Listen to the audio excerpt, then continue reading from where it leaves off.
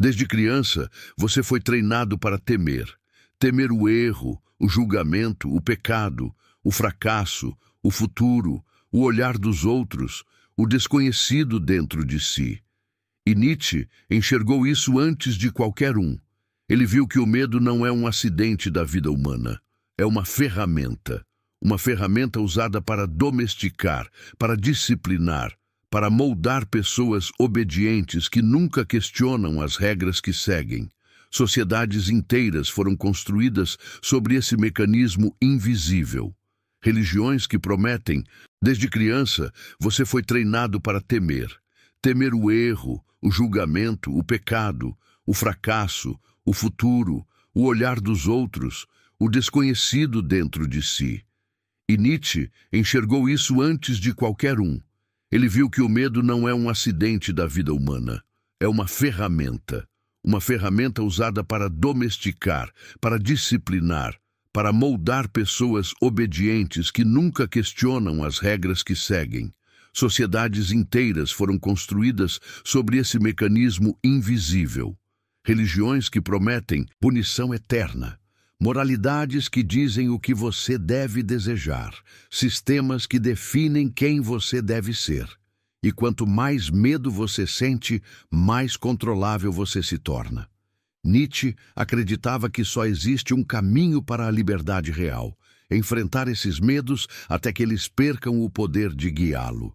Porque no dia em que o medo deixar de comandar sua vida, você não vira apenas mais forte. Você se torna indomável. Nietzsche acreditava que o primeiro instrumento de controle criado pela humanidade não foi a lei, nem a religião, nem o governo, mas sim o medo.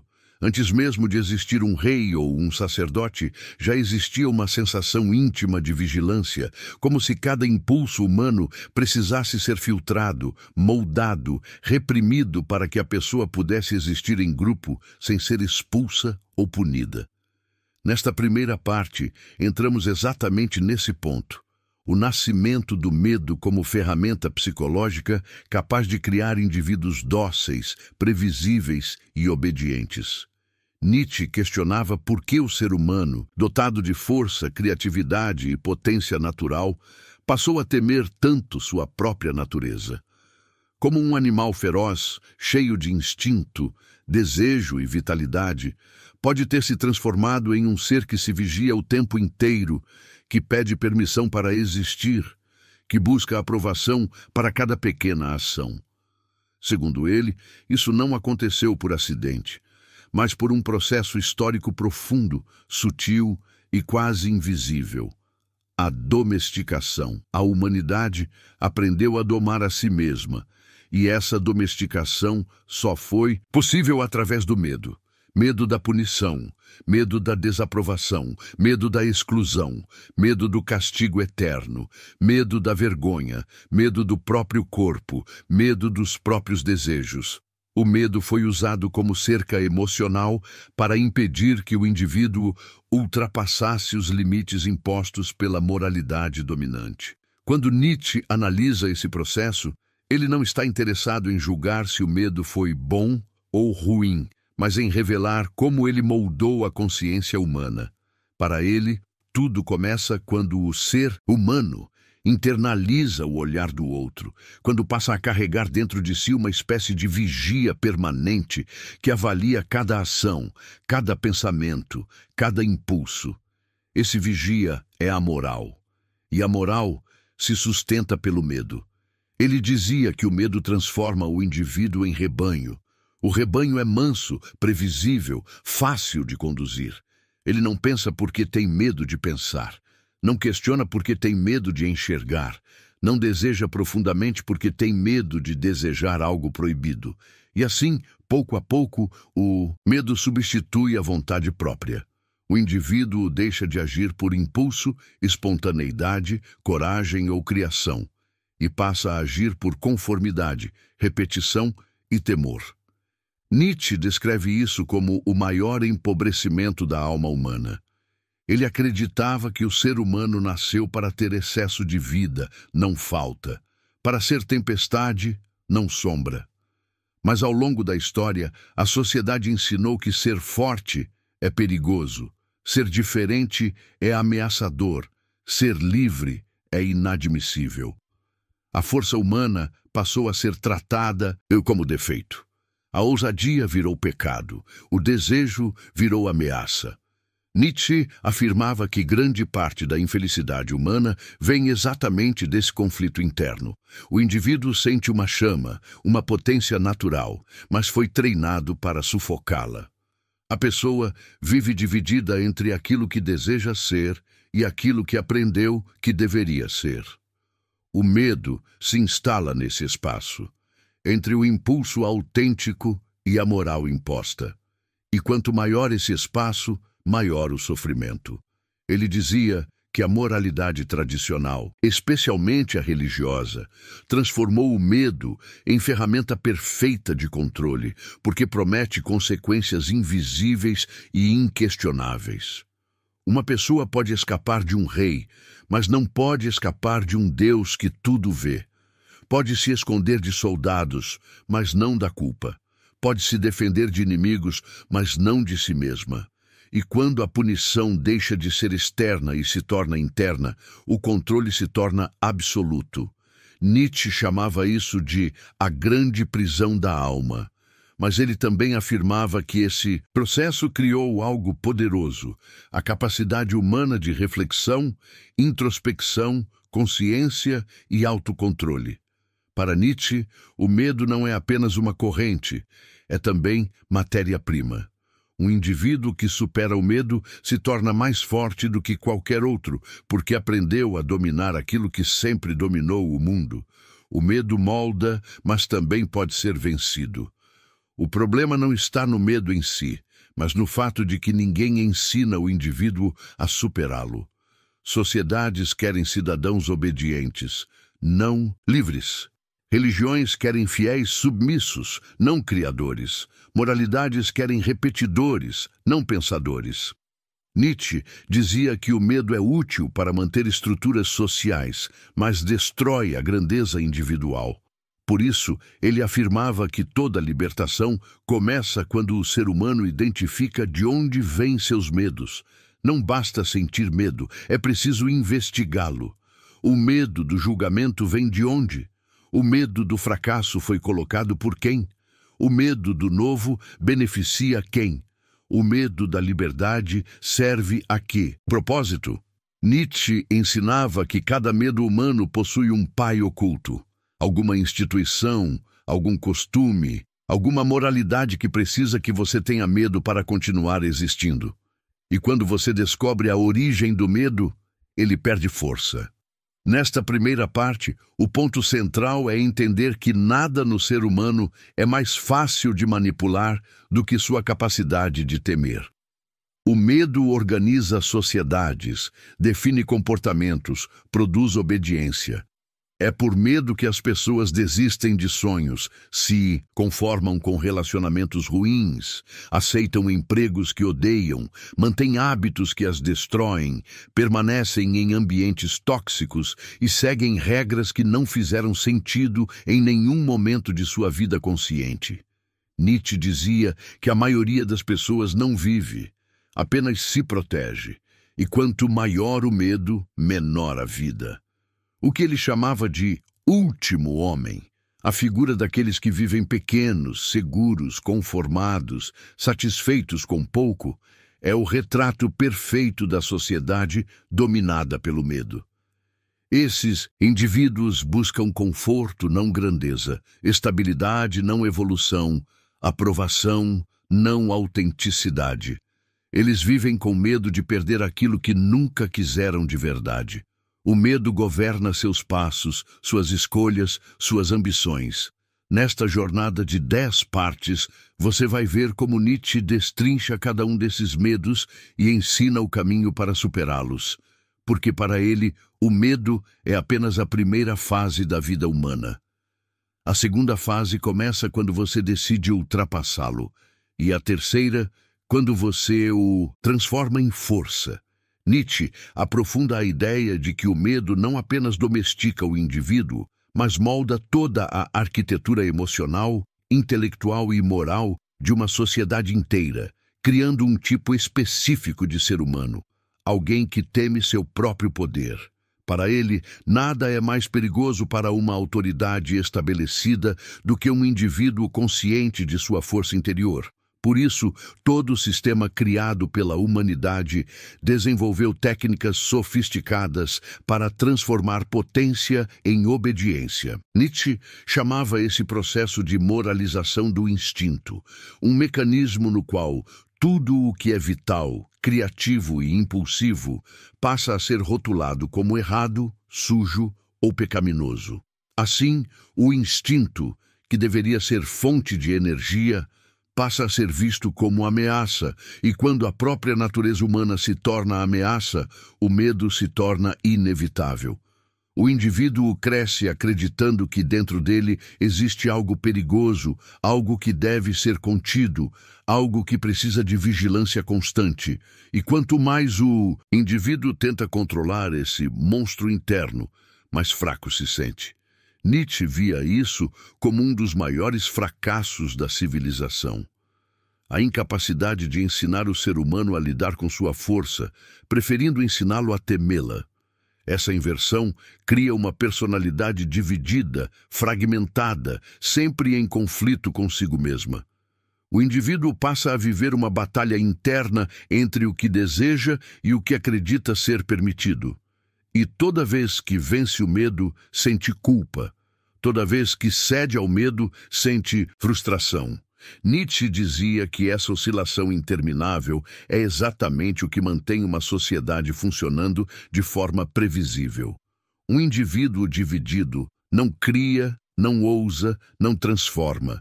Ele se contenta em sobreviver, e quem apenas sobrevive é facilmente governado. Nesta parte, Nietzsche revela o mecanismo central que sustenta essa estrutura: a criação de uma moral do rebanho. Essa moralidade, segundo ele, nasce da fraqueza coletiva. Indivíduos fracos, incapazes de afirmar sua vontade, criam regras para que todos sejam igualmente fracos. Eles transformam suas limitações em virtudes. A incapacidade de agir vira humildade. A incapacidade de desejar vira pureza. A incapacidade de enfrentar vira bondade. A incapacidade de pensar vira fé. A incapacidade de se afirmar vira obediência. E o medo se mistura a essa moral como cimento. Quem foge do medo é considerado pecador. Quem abraça o medo é considerado virtuoso. Nietzsche afirmava que essa moral do rebanho não nasceu como maldade, mas como autodefesa. Pessoas fracas se unem para neutralizar indivíduos fortes. Elas criam sistemas que punem a ousadia, desencorajam a diferença e condenam qualquer forma de afirmação pessoal. Tudo isso disfarçado de moral, de bondade, de altruísmo. Esse disfarce é essencial, porque uma moral que dissesse abertamente "queremos que todos sejam fracos" jamais seria aceita. É preciso dizer "queremos que todos sejam bons". E nesse ponto, Nietzsche é incisivo. Para ele, bom, no contexto do rebanho, significa inofensivo. Uma pessoa boa é uma pessoa que não ameaça ninguém.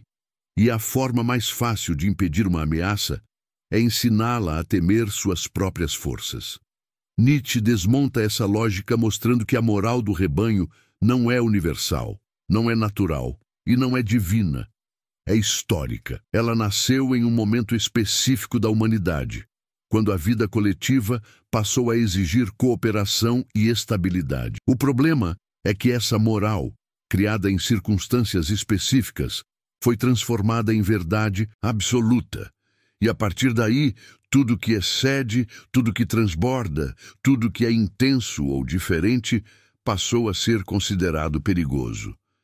Para Nietzsche, o maior crime da moral do rebanho foi transformar exceção em erro.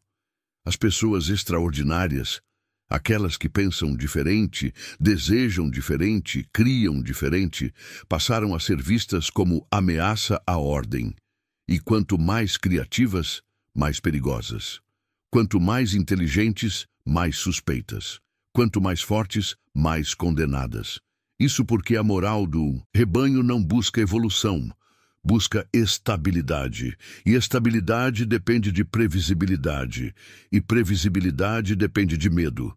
Não é por acaso que, para Nietzsche, o medo é o combustível das massas. Ele cria consenso sem discussão.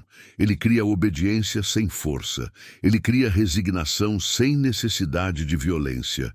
Quem tem medo se controla sozinho. Nesta parte, Nietzsche destrói a crença de que o medo protege.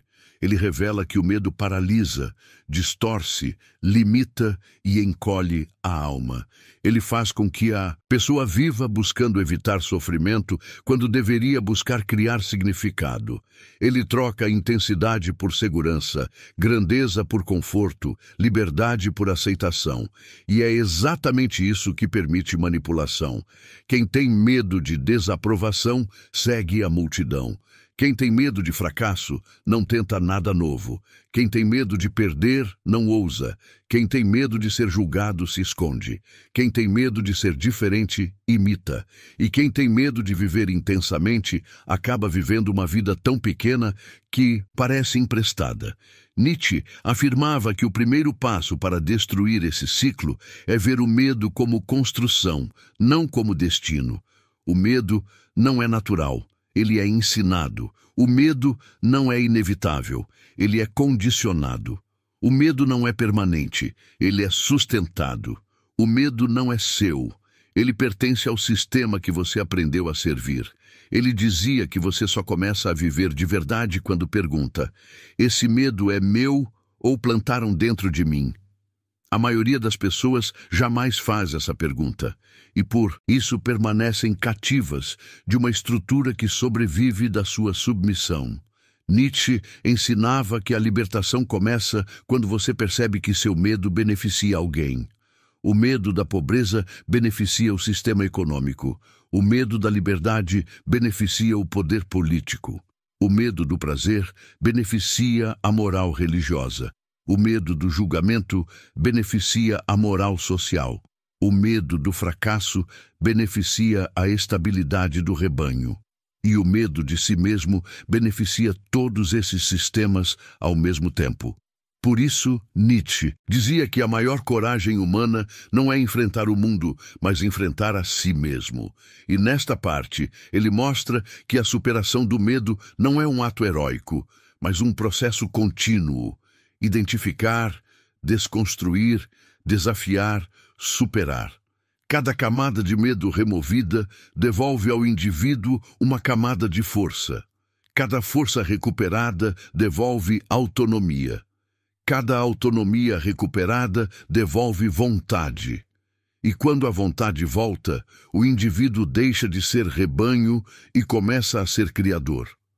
Nietzsche acreditava que o mundo só muda quando surgem indivíduos assim, não líderes, não mártires, não profetas, mas pessoas que vivem sem medo da própria grandeza, pessoas que ousam pensar sem permissão, agir sem validação, desejar sem pedir desculpas, pessoas que não buscam destruir o rebanho, mas simplesmente recusam-se a viver como ele. Para Nietzsche, esse é o nascimento do espírito livre. E é sobre ele que falaremos nas próximas partes, sobre como o medo, quando superado, revela a força que estava adormecida, esperando pela primeira chance de respirar. Nietzsche revela como o medo se infiltra tão profundamente no ser humano que deixa de ser percebido como medo e passa a ser confundido com virtude, prudência ou até moralidade. Ele mostra que, em vez de reconhecer que vive com receio, a pessoa reinterpretou esse receio como bom senso, humildade, responsabilidade ou respeito. Assim, o medo muda de nome, mas não perde força. Pelo contrário, torna-se ainda mais eficiente porque agora age disfarçado, escondido atrás de justificativas nobres. Nietzsche afirma que esse é o estágio mais perigoso do medo, porque quando o indivíduo acredita que suas limitações são virtudes, não tem motivo para superá-las. Aqui, ele explica algo essencial. Grande parte das atitudes que as pessoas veem como morais não passa de medo racionalizado. O sujeito não fala o que pensa porque não quer problemas, mas, na verdade, teme conflitos. Não persegue seus desejos porque tem outras prioridades, mas, na verdade, teme fracassar. Não se expõe porque não quer aparecer, mas teme julgamento. Não se arrisca porque é pé no chão, mas teme mudar.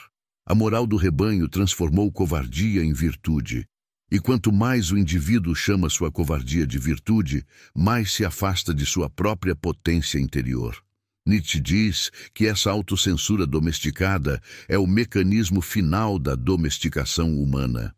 Quando o indivíduo se censura antes de agir, antes de pensar, antes de sentir, ele não precisa mais de opressores externos. Ele virou seu próprio carcereiro. Nesta etapa, Nietzsche introduz o conceito de má consciência, a culpa internalizada que faz o indivíduo sentir-se errado por ser quem é. Ele descreve a má consciência como uma força que torce o ser humano contra si mesmo, transformando sua energia vital em remorso, autocensura e arrependimento. Não é a sociedade que impede o indivíduo, é sua própria culpa profundamente condicionada. Nietzsche acreditava que a culpa foi o instrumento mais sofisticado que as instituições já criaram, porque ela torna o controle eterno. Você pode fugir de uma lei, pode desobedecer um governo, pode abandonar uma religião, pode ignorar a opinião dos outros, mas não pode fugir da própria mente quando ela foi ensinada a punir a si mesma. Por isso ele dizia que a culpa é a prisão perfeita.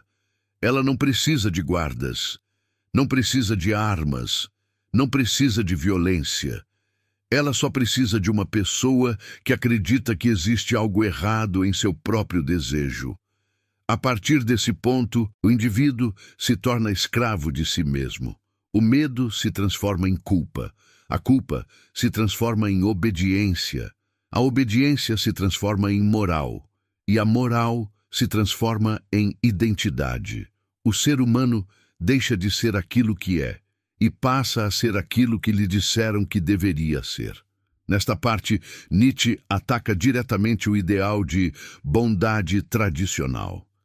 Ele dizia que o ideal do bom homem não nasceu da força, mas da fraqueza. O bom homem, para o rebanho, é aquele que não ameaça ninguém, que não impõe sua vontade, que não questiona, que não perturba, que não deseja demais, que não confronta.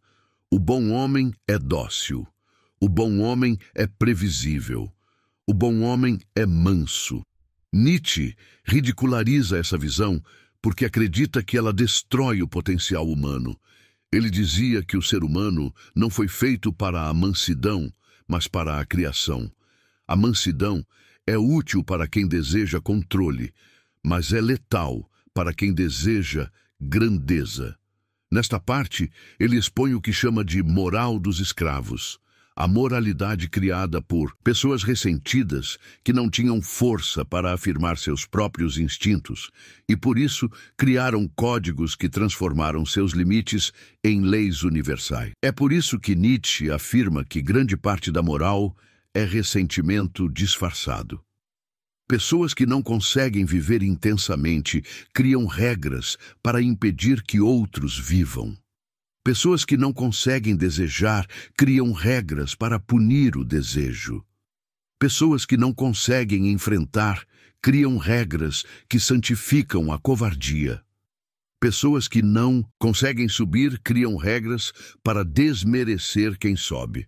O medo, aqui, aparece como origem secreta do ressentimento. A pessoa ressentida teme confrontar suas próprias limitações. Então, ela cria discursos para justificar sua incapacidade.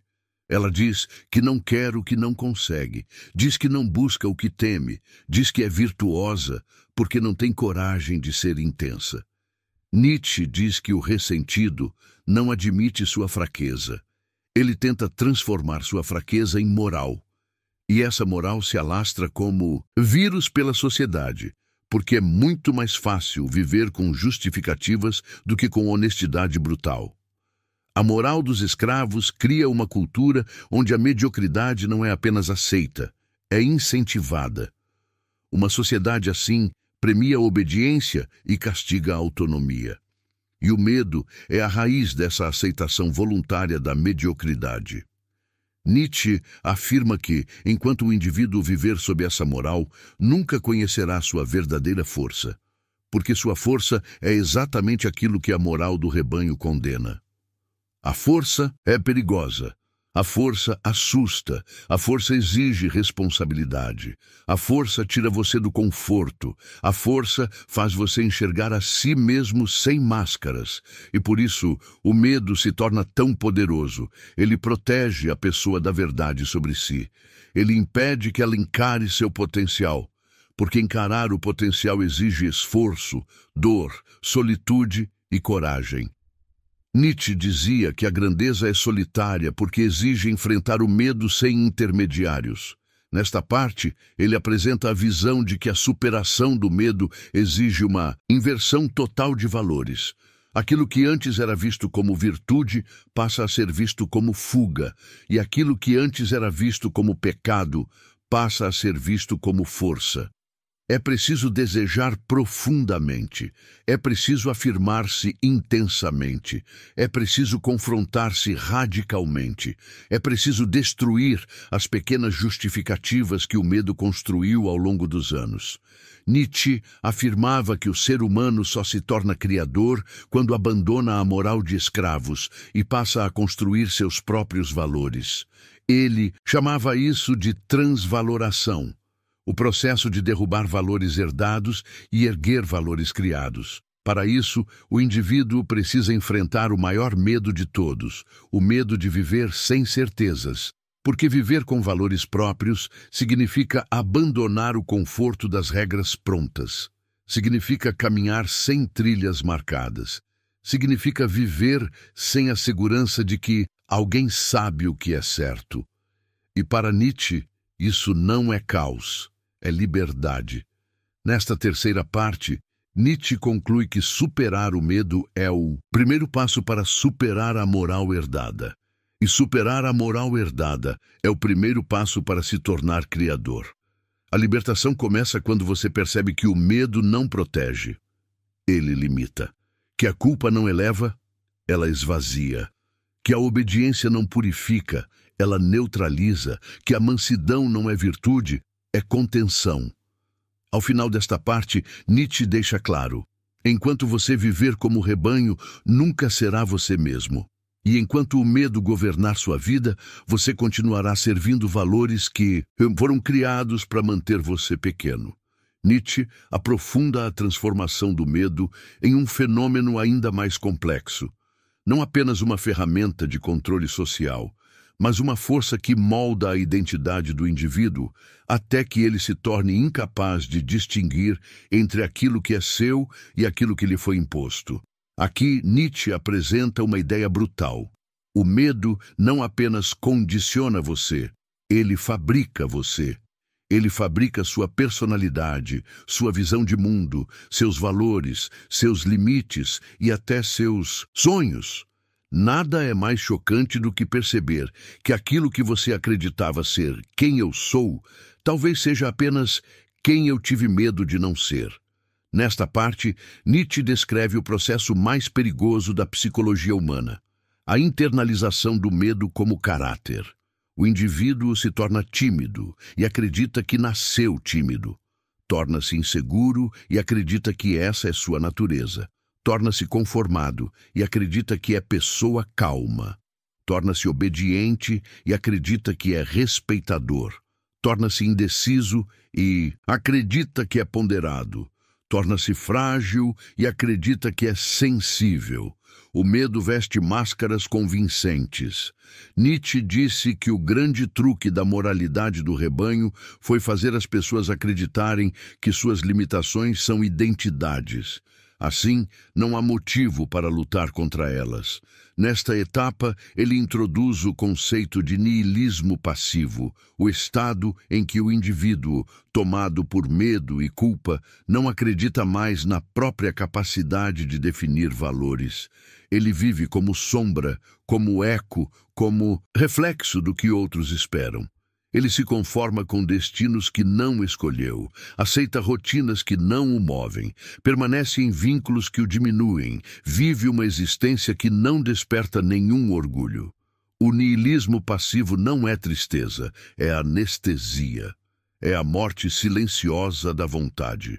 O indivíduo se acostuma com uma vida sem intensidade, sem grandeza, sem risco, porque foi treinado a temer tudo o que é grande, intenso e arriscado. Nietzsche dizia que o medo transforma a vida em sobrevivência. A sobrevivência em rotina, a rotina em tédio, o tédio em ressentimento. E o ressentimento alimenta ainda mais medo. É um ciclo perfeito de contenção, uma máquina projetada para impedir que o ser humano desperte.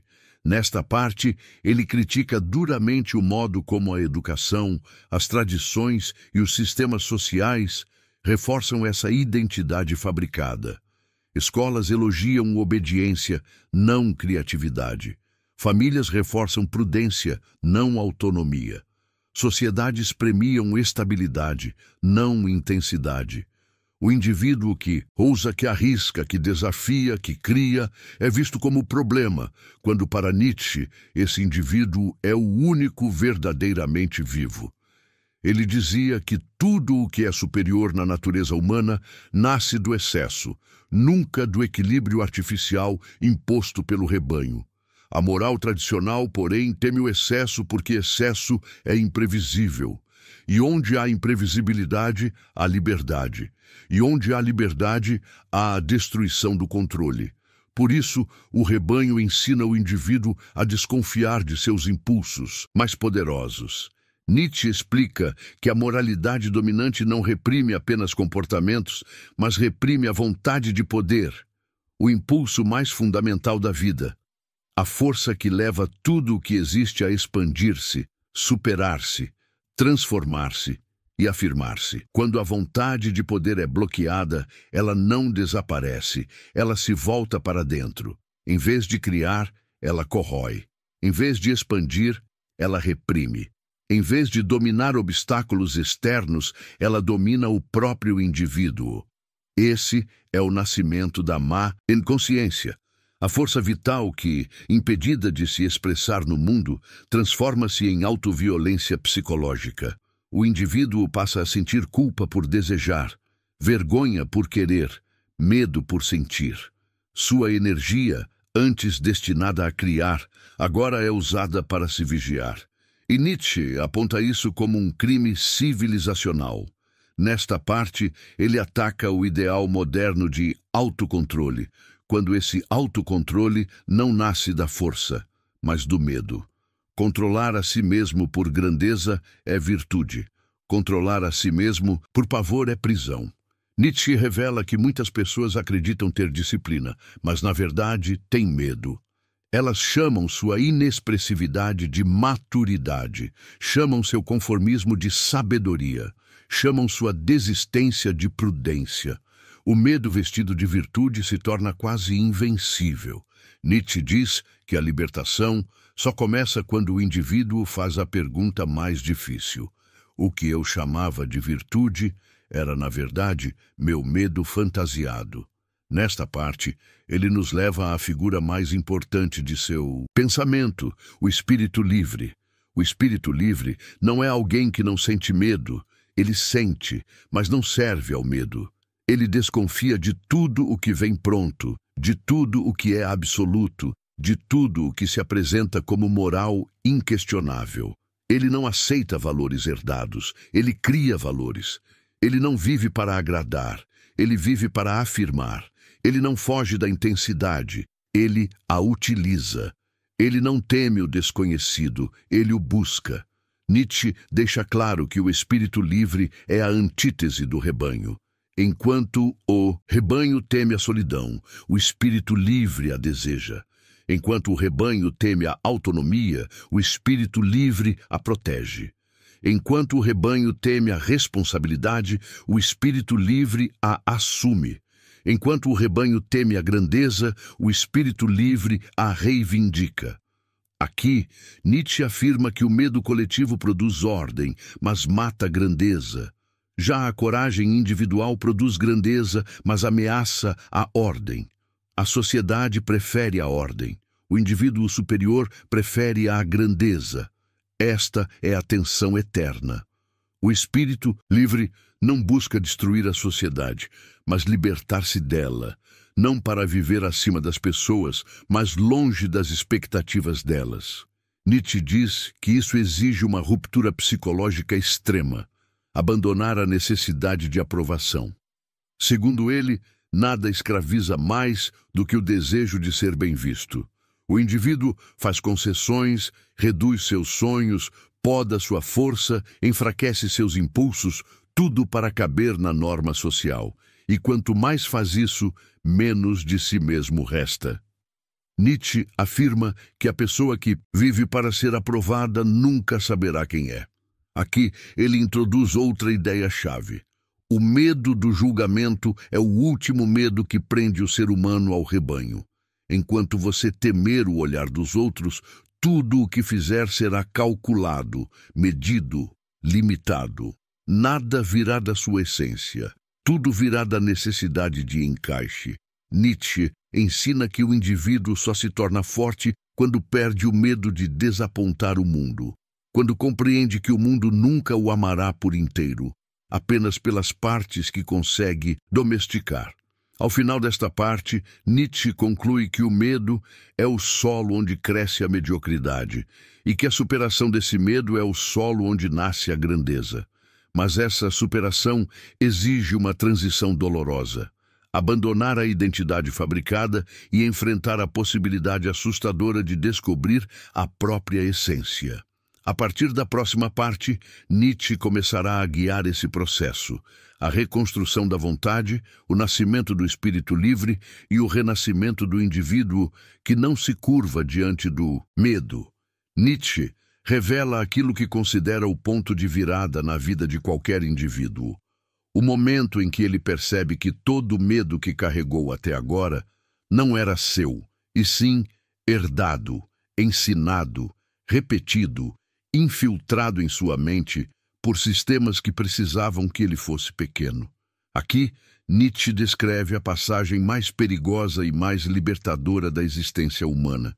Quando o indivíduo abandona a moral do rebanho e começa a reconstruir sua própria vontade, mesmo que essa vontade o coloque em confronto direto com tudo o que lhe foi dito como certo, ele afirma que existe um instante raro e decisivo em que o ser humano, cansado de viver sob o peso de valores que não escolheu, finalmente pergunta: e se eu criar meus próprios caminhos? É nesse instante que nasce a possibilidade de grandeza.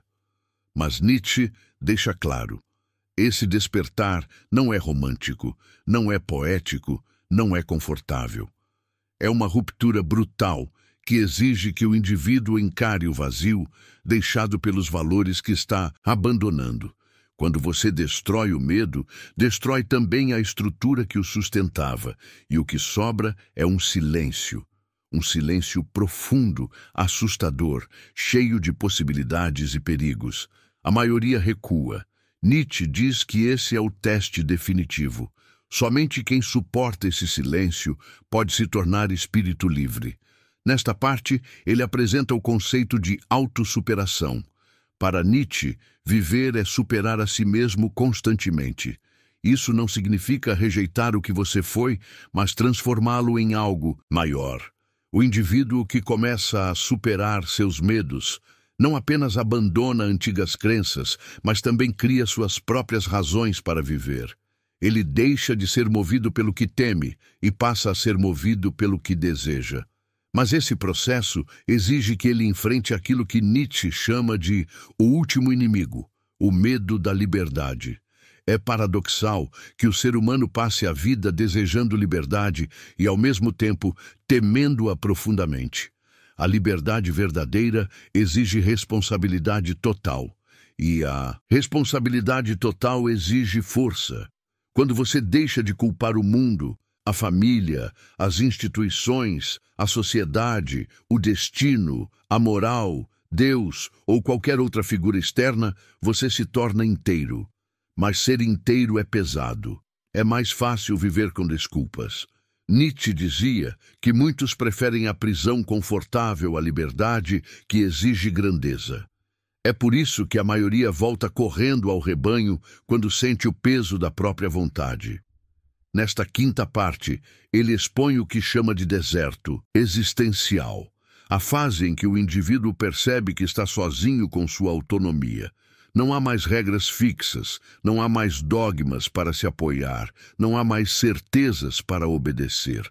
O deserto é o território de ninguém, e é também o território dos grandes. Aqui, o medo tenta retornar com força, medo do vazio, medo de errar, medo de se perder, medo de assumir o próprio destino. Mas Nietzsche afirma que esse deserto é necessário, porque é nele que o indivíduo encontra sua voz autêntica. Somente quem atravessa o deserto pode alcançar o oásis da autoafirmação. A travessia é perigosa porque exige abandonar hábitos mentais profundamente enraizados. Você não pode se tornar espírito livre se ainda busca aprovação. Não pode se tornar criador se ainda teme desapontar. Não pode se tornar grande se ainda precisa de certezas. O deserto destrói todas essas dependências. Nietzsche insiste que o indivíduo precisa aprender a ser seu próprio norte. É por isso que ele diz: torna-te quem tu és. A frase não é um convite poético, mas uma ordem existencial. Ela significa: destrua o que não é seu. Enfrente o que você teme dentro de si, descubra o que deseja sem interferência e erga-se sobre essa descoberta. Aqui, Nietzsche introduz o conceito de vontade de poder em seu sentido mais puro, não dominação sobre outros, mas dominação sobre si, a capacidade de dirigir a própria energia para a transformação. A vontade de poder é a força que permite que o indivíduo supere o medo, enfrente o deserto e reconstrua a si mesmo. Ele diz que a vontade de poder é a força fundamental da vida. Tudo o que vive busca expandir-se. Tudo o que cresce busca superar-se. Tudo o que tem energia busca transformá-la em ação. O medo bloqueia essa expansão. A coragem a libera. Para Nietzsche, a coragem não é a ausência de medo, mas decisão de agir apesar dele. A pessoa que começa a agir apesar do medo inaugura o processo de criação de si mesma. Nesta parte, ele dá um golpe definitivo contra os valores tradicionais. Nietzsche afirma que a moral do rebanho não apenas limita, ela impede o nascimento do indivíduo. Quando você vive segundo valores herdados, vive uma vida pré-fabricada. É como se você estivesse usando roupas feitas para outra pessoa. A libertação exige abandonar essas roupas e descobrir a própria forma. Isso dói, porque você se expõe. Mas é somente nessa exposição que nasce o ser humano superior. Nietzsche diz que esse ser superior é aquele que cria valores. Ele não se contenta em negar o rebanho, ele afirma sua singularidade. Ele não destrói as estruturas velhas apenas por destruir. Ele as supera porque elas já não são suficientes para sua força. Ele não vive reagindo ao mundo, vive criando novos mundos. Essa capacidade de criar valores é para Nietzsche o ápice da existência humana. É quando você deixa de ser produto de uma época e se torna criador de seu próprio tempo interno. Ele chama essa figura de criador, o estágio que antecede o Übermensch, o humano que transcende o humano herdado. Nesta quinta parte, Nietzsche revela que o maior obstáculo à criação não é a ignorância ou a fraqueza, mas o medo de estar sozinho. O rebanho oferece companhia, mas essa companhia custa sua essência. Ser espírito livre exige solitude. não a solitude triste de quem foi abandonado, mas a solitude poderosa de quem escolheu a si mesmo. É nesse ponto que Nietzsche faz uma distinção crucial. Solidão não é isolamento, é profundidade. A pessoa que enfrenta seus medos sozinha não está abandonada, está comprometida consigo mesma. E esse compromisso é a fonte da força criadora. Nietzsche afirma que o espírito livre é aquele que suporta estar consigo e, por isso, pode transformar tudo ao redor.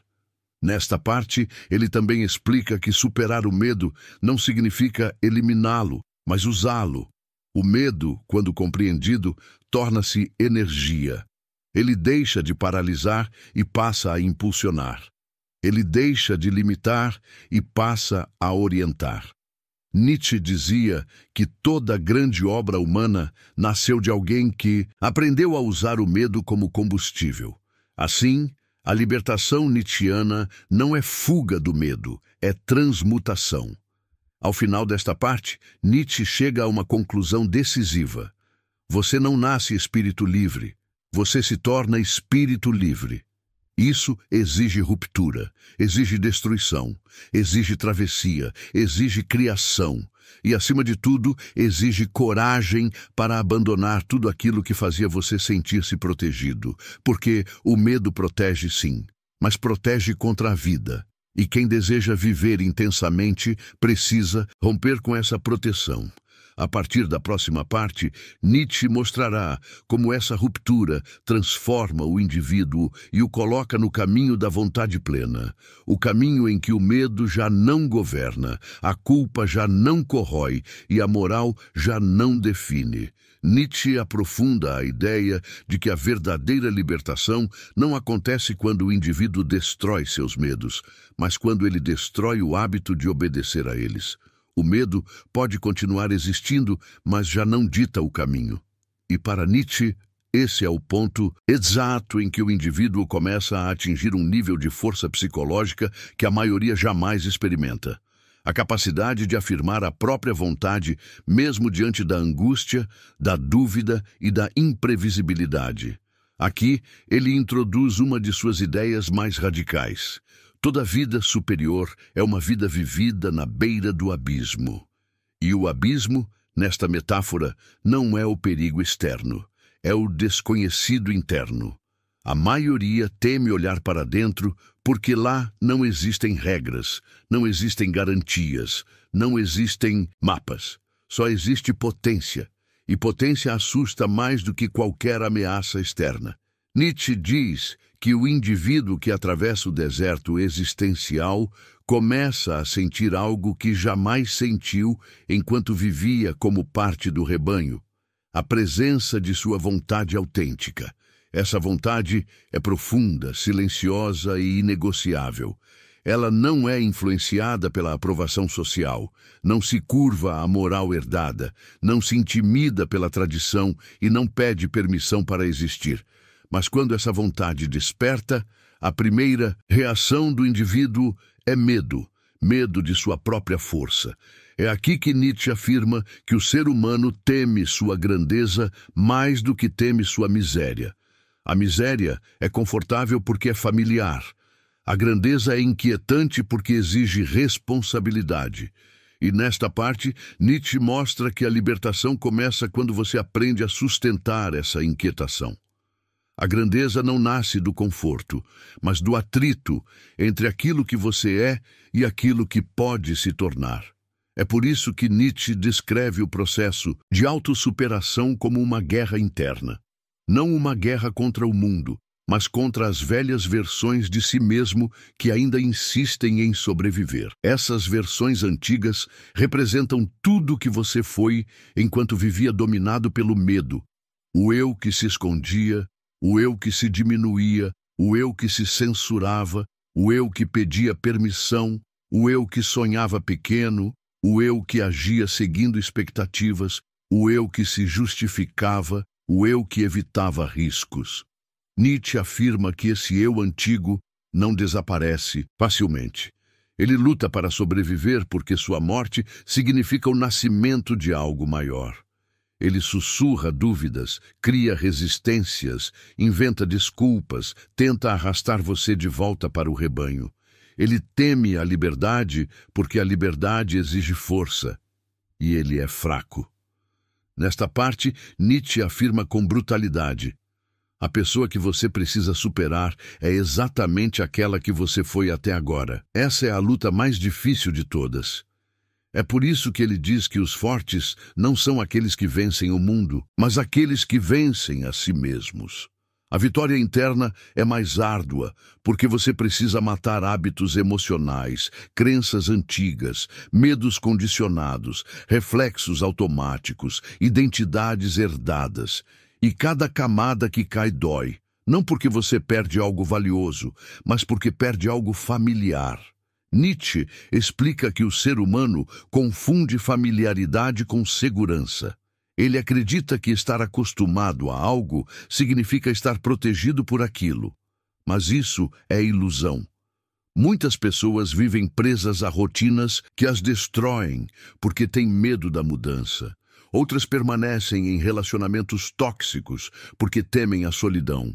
Outras se escondem atrás de empregos que odeiam porque temem o fracasso. A familiaridade vira prisão. E Nietzsche diz que a coragem nasce quando você percebe que o familiar não significa seguro, só significa conhecido. Nesta parte, ele apresenta outra ideia essencial. A dor da transformação é prova de que você está vivo. Para Nietzsche, a dor não é inimiga, é sinal de renovação. O indivíduo que foge da dor emocional foge da própria evolução. A dor de abandonar versões antigas de si mesmo é inevitável, mas ela abre espaço para crescimento. Nietzsche fala do sofrimento criador, o tipo de dor que acompanha toda mudança profunda. Ele diz que quem teme essa dor nunca evolui, apenas se arrasta pela vida. Mas quem a aceita se torna capaz de criar novos valores e novas formas de existir. Nesta fase, Nietzsche também explica que a superação do medo exige um novo tipo de honestidade. A honestidade brutal consigo mesmo. Não a honestidade moralista, mas a coragem de enxergar desejos reprimidos, impulsos negados, ambições escondidas. O espírito livre precisa olhar para si sem pudor. A maioria não faz isso porque teme o que pode encontrar. Nietzsche afirma que a pessoa teme seu próprio desejo de crescer, teme sua vontade de poder, teme a intensidade de seus instintos, teme sua própria luz. Ele diz que o ser humano inventou 1000 distrações. Trabalho excessivo, rotinas vazias, crenças rígidas, ideologias prontas, moralidades fechadas, apenas para não precisar encarar o que realmente quer da vida. O medo protege contra o autoconhecimento, mas o autoconhecimento é exatamente o que libertaria o indivíduo. Nesta sexta parte, Nietzsche descreve o processo de transformação como algo semelhante ao metal sendo forjado. O calor da fricção interna molda a pessoa. O atrito entre quem você foi e quem deseja ser cria força. E a força se torna o motor da vontade de poder. Ele deixa claro que o espírito livre não é alguém que se liberta uma vez e pronto. Ele se liberta continuamente. Não existe ponto final. Não existe chegada. Não existe versão definitiva. A grandeza é movimento. A vida superior é instabilidade criativa. O espírito livre é aquele que já não teme mudar, porque entende que mudança é sinal de vitalidade. Nietzsche diz que as pessoas fracas se agarram ao que são. As fortes se transformam no que ainda não existe. Nesta parte, ele introduz outro conceito-chave, o amor fati, o amor ao destino. Não como resignação, mas como afirmação.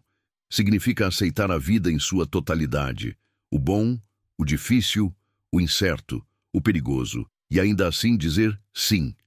O espírito livre não deseja uma vida fácil, deseja uma vida plena. E plenitude exige aceitar a imprevisibilidade. Aceitar que a vida não é seguro, mas abundante. Aceitar que o controle é ilusão, mas a vontade é real. Aceitar que o medo existe, mas não manda. Nietzsche diz que o espírito livre não quer eliminar o medo, quer dançar com ele. O medo deixa de ser inimigo e se torna professor.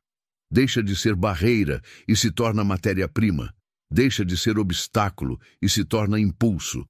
Nesta fase, Nietzsche afirma que o indivíduo começa a experimentar algo raro, a sensação de expansão interna, como se a consciência se alargasse, como se a vida aumentasse de tamanho, como se tudo o que antes parecia assustador agora parecesse pequeno diante da força recém-descoberta. Essa expansão é o início da verdadeira liberdade. A partir daqui, Nietzsche mostrará como essa liberdade cresce até atingir seu ápice, não como negação do mundo, mas como criação de um novo modo de existir. Nietzsche finalmente expõe aquilo que considera o estágio mais alto da libertação humana, o momento em que o indivíduo deixa de reagir ao medo e começa a criar a partir dele. Aqui, o medo perde completamente sua função original como instrumento de domesticação e torna-se uma espécie de matéria bruta que alimenta a expansão da vontade. Nietzsche mostra que quando alguém supera os diferentes estágios da moral do rebanho, atravessa o deserto existencial, abandona a necessidade de aprovação e enfrenta sua própria potência, algo radical acontece. Ele começa a viver como causa, não como consequência. A maioria vive como consequência. Consequência de expectativas, regras, tradições, pressões sociais, medos e culpas. Mas o espírito livre vive como causa. Ele é a origem do movimento, não o resultado dele. Nesta parte, Nietzsche apresenta a figura do Criador, aquele que produz valores novos, não por ressentimento, mas por transbordamento. O Criador não reage ao mundo, ele o inaugura. Não segue caminhos, abre caminhos, não busca sentido, cria sentido, não pede direção, afirma direção. Mas Nietzsche diz que, antes de se tornar criador, o indivíduo precisa enfrentar o que ele chama de fantasmas da velha moral. Restos psicológicos da educação, da religião, da tradição e do rebanho que continuam tentando reconquistá-lo. Esses fantasmas aparecem como dúvidas súbitas, saudade do conforto antigo, desejo de aprovação, necessidade de encaixe, medo da solidão, nostalgia das certezas. Mesmo depois de ultrapassar o deserto, o indivíduo ainda carrega cicatrizes emocionais que tentam arrastá-lo para a vida pequena.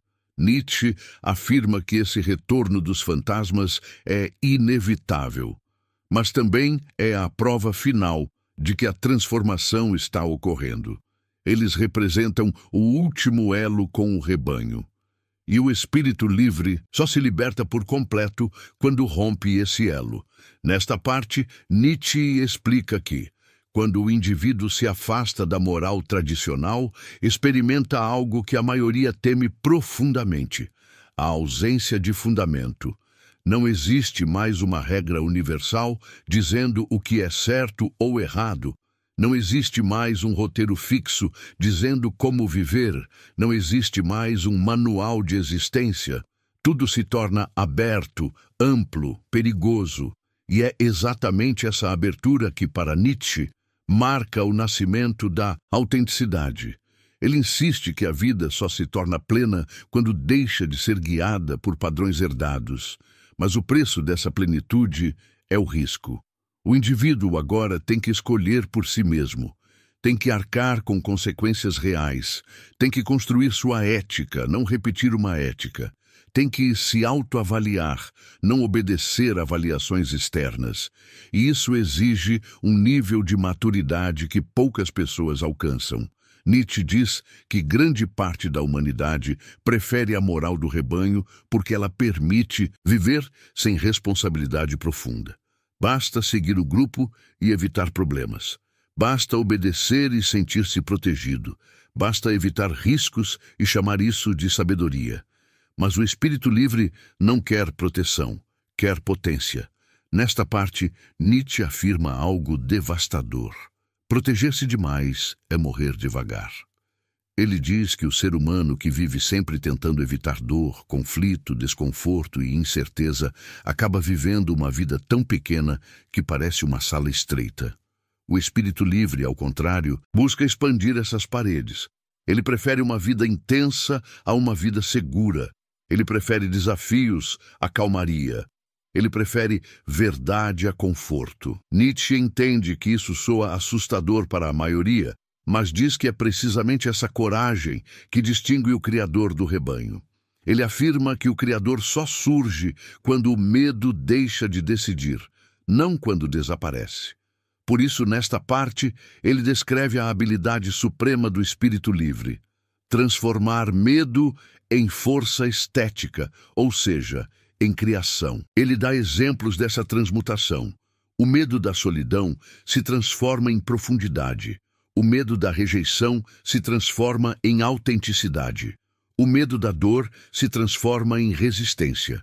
O medo da morte se transforma em celebração da vida. O medo do fracasso se transforma em ousadia. O medo da mudança se transforma em movimento. Em cada caso, o Criador pega aquilo que o assustava e usa como impulso. É assim que nasce a força nietzschiana, não eliminando o medo, mas incorporando-o como parte do processo criativo. Nesta parte, Nietzsche também fala sobre o perigo de recaída. Ele alerta que, mesmo depois de alcançar níveis elevados de autonomia, o indivíduo pode ser puxado de volta para padrões antigos. Nietzsche diz que essa recaída é sempre causada pelo cansaço, não pela convicção. A autonomia é pesada. Criar valores exige energia. Sustentar a própria liberdade exige concentração. E existe um momento em que o indivíduo, exausto, sente saudade da docilidade do rebanho. É nesse momento que muitos desistem. Nietzsche afirma que a recaída só acontece quando a pessoa não compreendeu que a autonomia não é estado permanente, é exercício constante. A liberdade interior precisa ser praticada como um músculo. Se você não a treina, ela enfraquece. Mas, se você a treina, se torna indestrutível. Aqui, Nietzsche introduz a ideia de treinamento da vontade. Ele diz que o espírito livre não nasce pronto. Ele se forja por repetição. Repetição de coragem, repetição de escolhas autênticas, repetição de enfrentamento. A cada vez que você escolhe seu caminho apesar do medo, sua vontade se fortalece. A cada vez que recusa a moral herdada, sua identidade se solidifica. A cada vez que age sem pedir permissão, seu espírito se expande. Nietzsche entende a liberdade não como emancipação, mas como disciplina criadora. É por isso que ele afirma: quem tem um porquê enfrenta qualquer como. O porquê é a vontade. O como é o medo. Quando o porquê é maior que o medo perde significado. Nesta parte, Nietzsche apresenta outra das imagens mais poderosas de sua filosofia: a dança. Para ele, a vida superior é uma dança, leve, perigosa, fluida, ousada, em constante movimento. E dançar, para Nietzsche, significa agir sem rigidez, viver sem medo de cair, mover-se com graça mesmo diante do caos. O espírito livre dança com suas dores, com seus desafios, com suas incertezas. Ele aprendeu a rir do que antes temia. Aprendeu a acolher o risco. Aprendeu a transformar desconforto em estética. A dança é símbolo da superação do medo. Ela é liberdade em movimento. Nesta sétima parte, Nietzsche também fala sobre a diferença entre coragem e temeridade. O espírito livre não busca riscos inúteis. Ele busca riscos significativos. Ele não se expõe para provar algo aos outros, mas para provar algo a si mesmo. Ele não se destrói por vaidade, mas se transforma por vontade. Nietzsche diz que coragem não é impulsividade, é clareza. Clareza sobre quem você é, o que deseja e o que está disposto a enfrentar. Para se tornar isso, Ao final desta parte, Nietzsche conclui que o espírito livre é aquele que atravessou todos os medos e percebeu, enfim, que o medo não era um inimigo, mas um mestre severo.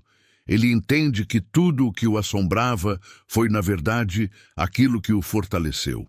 E agora, sem as correntes da moral do rebanho, sem a culpa, sem a necessidade de aprovação, ele está pronto para construir algo que o rebanho jamais entenderá. Um modo de existir que nasce de dentro e ilumina tudo ao redor. Nietzsche finalmente expõe o que considera a consequência inevitável da jornada do espírito livre, a capacidade de existir acima do medo, porque aprendeu a compreender não apenas sua origem, mas seu mecanismo, sua função e, principalmente, sua ilusão. Aqui, Nietzsche revela que o medo, em sua forma mais profunda, não é um sinal externo de perigo, mas um reflexo interno das expectativas que o indivíduo ainda carrega do rebanho. Ele diz que enquanto houver dentro de você algum fragmento da moral antiga, algum resíduo da educação que exigia obediência, algum pedaço do velho eu que ainda busca aprovação ou segurança, o medo continuará voltando. Não como ameaça real, mas como memória emocional. E esta é a parte mais assustadora. O medo não desaparece quando você o entende racionalmente. Ele desaparece quando você destrói seu vínculo com aquilo que ele protegia. O rebanho usa o medo para manter você pequeno. A moral usa o medo para manter você obediente. A religião usa o medo para manter você culpado. A sociedade usa o medo para manter você previsível. A família usa o medo para manter você complacente. O sistema usa o medo para manter você útil. E você usava o medo para manter-se seguro. Mas, ao longo de todo esse processo de libertação, o indivíduo começa a perceber que aquilo que ele chamava de segurança era, na verdade, a prisão. E aquilo que ele chamava de risco era, na verdade, a liberdade. Nesta parte, Nietzsche afirma que a maior virada acontece quando o indivíduo encara o medo final, o medo de carregar a própria vida nas próprias mãos. Aqui ele chega ao centro de sua filosofia. O ser humano que vive buscando regras, estruturas, moralidades, tradições e sistemas que lhe digam o que fazer está, na verdade, fugindo de sua autonomia. E essa fuga é sempre mascarada de virtude. O covarde chama sua covardia de prudência. O inseguro chama sua falta de ação de racionalidade. O fraco chama sua falta de vontade de humildade. Mas tudo isso é medo. Medo de se tornar responsável. Medo de admitir que você é o autor da sua vida. Medo de assumir que, se sua vida não tem forma, é porque você nunca teve coragem de moldá-la. Nietzsche diz que o maior medo humano não é o fracasso, nem o julgamento, nem a solidão. É a liberdade bruta de criar-se do zero. Porque ao se criar, você perde o direito de culpar o mundo. Essa é a virada que separa definitivamente o rebanho do Criador. A maioria prefere 1000 desculpas a uma responsabilidade, mas o espírito livre prefere 1000 responsabilidades a uma desculpa. Nesta parte, Nietzsche introduz a ideia do grande sim, o momento em que o indivíduo afirma a vida inteira, com tudo o que ela contém: dor, risco, incerteza, falhas, caos, intensidade, responsabilidade. O sim nietzschiano é o oposto do medo, é a decisão profunda de não fugir mais de nada, não fugir de si, não fugir do mundo, não fugir da potência, não fugir da dor, não fugir do futuro. Ele diz que, quando o indivíduo aprende a dizer sim, o medo perde seu lugar, porque o medo é sempre um não. Não faça isso, não tente aquilo, não arrisque, não se exponha, não deseje, não viva. O espírito livre diz sim, e esse sim não elimina o medo, ele o ultrapassa. Nietzsche afirma que esse é o estágio em que o medo deixa de ser obstáculo e se torna teste. Se algo causa medo, passa a ser o caminho. O espírito livre vê o medo como bússola. Onde há medo, há também crescimento. Onde há medo, há força não usada. Onde há medo, há vida que ainda não foi vivida. Aqui Nietzsche introduz um dos conceitos mais incompreendidos de sua obra, o eterno retorno. A ideia não é metafísica, mas psicológica. Ele pergunta: se você tivesse que viver sua vida exatamente como ela é, repetida infinitas vezes, sem mudar um único detalhe, você suportaria? O indivíduo dominado pelo medo responderia não, porque vive uma vida que não escolheu, guiado por valores que não criou, governado por medos que não compreendeu. Mas o espírito livre responde sim, porque construiu sua vida com vontade própria, porque vive de acordo com seus valores e porque não teme o peso da própria existência. O eterno retorno é o teste final da liberdade interior. Ele elimina todas as desculpas, obriga o indivíduo a se perguntar: eu escolheria essa vida de novo? Quem vive com medo tem pavor dessa pergunta. Quem vive com força abraça essa pergunta. Nietzsche diz que quando você passa nesse teste, o medo perde seu sentido porque já não pode mais contra você. A vida deixa de ser ameaça e se torna escolha. A existência deixa de ser suportada e passa a ser afirmada. O indivíduo deixa de ser vítima do destino e se torna autor dele. Nesta parte, Nietzsche confronta diretamente o último resquício de medo que a maioria jamais supera: o medo de não ter um destino pré-determinado. O rebanho quer direção, quer que alguém lhe diga o que fazer, quer regras claras, caminhos seguros, recompensas previsíveis. Mas Nietzsche diz que não existe destino dado. A vida é matéria bruta. Cabe a você moldá-la, cabe a você criar sentido. Cabe a você dar forma à própria existência. E é exatamente essa liberdade que assusta, porque exige autoconsciência total. É mais fácil viver como peça do mundo do que como escultor do próprio mundo. Mas Nietzsche afirma que esse é o estágio mais elevado de força. Quando o indivíduo percebe que nada fora dele tem o direito de definir sua vida. Não Deus, não a moral, não a sociedade, não a tradição, não o passado, não o medo. Aqui, ele apresenta a figura do homem afirmativo, o ser humano que vive com intensidade, que age com poder, que cria sem pedir permissão e que trata a vida como obra. Esse indivíduo não teme mais o caos, porque sabe que é capaz de organizá-lo. Não teme mais a dor, porque sabe que ela molda. Não teme mais a crítica, porque sabe que ela vem do rebanho. Não teme mais a solidão, porque aprendeu a habitar a própria profundidade.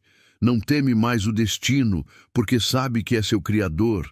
Não teme mais o medo, porque reconhece que ele não passa de um reflexo do antigo eu, agora morto. Nietzsche encerra esta parte dizendo que o medo não desaparece, mas perde completamente sua autoridade. Ele se torna apenas um lembrete da força que antes você não tinha coragem de usar. Nietzsche finalmente revela o destino final daquele que atravessou todos os medos, destruiu todas as correntes invisíveis, enfrentou o deserto da autonomia e aprendeu a transformar dor em força, dúvida em direção, sofrimento em criação. Aqui, ele descreve o estágio mais raro da existência humana, o momento em que o indivíduo deixa de ser apenas espírito livre e se torna criador de si mesmo, alguém que já não responde ao mundo, mas o molda a partir de sua própria vontade. Nietzsche diz que, quando alguém chega a esse ponto, a relação com o medo se transforma completamente. O medo não desaparece, mas se torna tão pequeno diante da expansão do indivíduo que já não exerce poder algum. Ele vira sombra, não obstáculo, memória, não ameaça, instrumento, não prisão. O Criador agora compreende que o medo sempre foi apenas um reflexo das expectativas do rebanho. E como essas expectativas já não têm residência dentro dele, o medo perde seu solo psicológico. É como se ele tentasse se agarrar a uma casa que já foi demolida. Nesta parte, Nietzsche mostra que o indivíduo que atravessou a jornada inteira não apenas supera o medo, ele o supera de tal maneira que nem mesmo o reconhece mais como linguagem válida.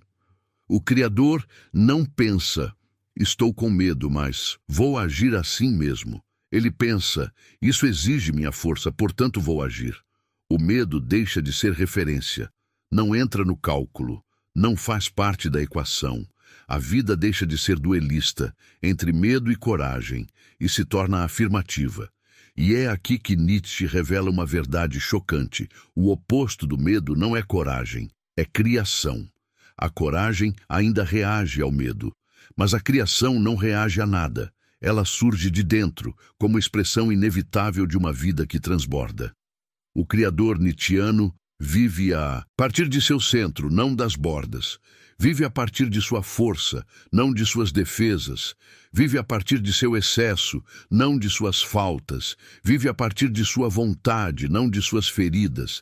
Aqui, Nietzsche descreve essa transição como a passagem do homem reativo para o homem afirmativo. A humanidade sempre viveu reagindo ao perigo, ao julgamento, ao sistema, à moral, à tradição, ao pecado, ao fracasso, ao medo. Mas o ser afirmativo não reage, ele age, ele decide, ele cria, ele inaugura, ele irradia, ele dita, não recebe. E é exatamente isso que faz dele uma figura tão perigosa para qualquer estrutura de poder. Ele é impossível de domesticar. Nesta parte, Nietzsche afirma que o Criador é aquele que recuperou sua inocência, não a inocência infantil, mas a inocência do poder. A inocência do poder é a capacidade de agir sem ressentimento, sem ódio, sem culpa, sem necessidade de vingança contra o passado. O Criador não destrói a moral antiga por amargura. Ele a supera porque ela já não está à altura de sua vitalidade. Ele não se vinga do rebanho, ele simplesmente caminha para além das cercas. Ele não luta contra os valores antigos. Ele cria valores novos e deixa que os antigos morram por irrelevância. Ele não se contamina com o ressentimento que domina a maioria dos que tentam se rebelar. Ele permanece puro em sua vontade. Aqui, Nietzsche introduz o conceito de inocência do devir, a experiência de viver a vida como fluxo criativo sem culpa. O Criador não pede desculpas por ser o quem é.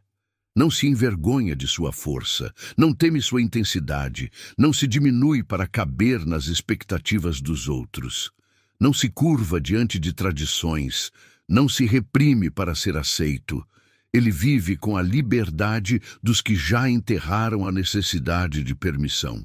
Nesta parte final, Nietzsche explica que a superação do medo é também a superação do próprio tempo psicológico. O indivíduo comum vive preso ao passado, memórias, traumas, culpas, hábitos, identidades. Vive preso ao futuro, expectativas, ansiedades, cenários imaginados.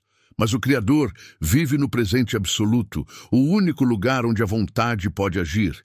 Ele não revisita o passado para lamentar, revisita para transformar.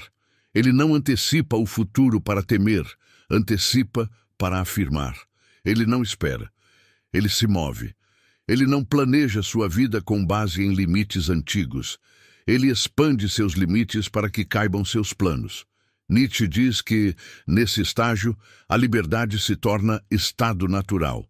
Não precisa mais de justificativa, técnica, método ou resistência. Ela simplesmente é. Não há mais luta interna, não há mais conflito entre dever e desejo, não há mais guerra entre impulso e moral. O Criador se unificou. O medo é incapaz de penetrar essa unidade porque o medo depende de divisão, de conflito, de moralidade interna, de antagonismos. Mas quando o indivíduo se torna inteiro, o medo não encontra frestas. Aqui, Nietzsche apresenta a imagem mais poderosa de sua filosofia. O indivíduo que se tornou obra de arte, A vida do Criador é estética, não no sentido superficial, mas no sentido profundo. Ele molda sua existência com intenção, forma, cor, ritmo e intensidade. Sua vida é criação contínua. Sua identidade é arte. Sua moral é escultura. Sua força é pincel. Seu destino é tela. O Criador vive como artista de si mesmo. Ele não é resultado, é processo. Não é produto, é movimento. Não é sombra, é fonte. E Nietzsche afirma que esse é o ápice da existência humana, tornar-se obra e artista ao mesmo tempo. Nesta parte final, Nietzsche desmonta a visão de que a vida precisa de sentido.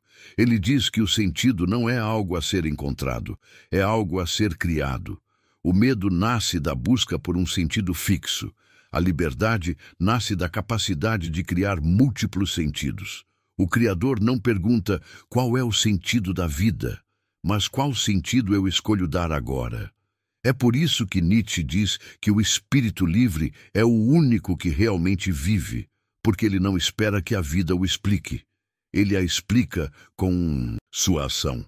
No fechamento desta parte, Nietzsche revela a sua verdade mais ousada.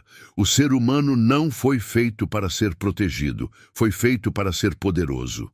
Todo sistema que lhe prometeu proteção fez isso para domesticá-lo. Toda moral que lhe prometeu salvação fez isso para controlá-lo. Toda religião que lhe prometeu segurança fez isso para neutralizá-lo. Todo medo que você carregou foi uma tentativa de reduzir sua vida ao tamanho que cabia no rebanho. Mas agora, ao final desta jornada, Nietzsche diz que você já não cabe no rebanho, não cabe na moral herdada, não cabe no medo antigo, não cabe na versão de si mesmo que um dia foi construída para sobreviver. Você se tornou grande demais para viver pequeno.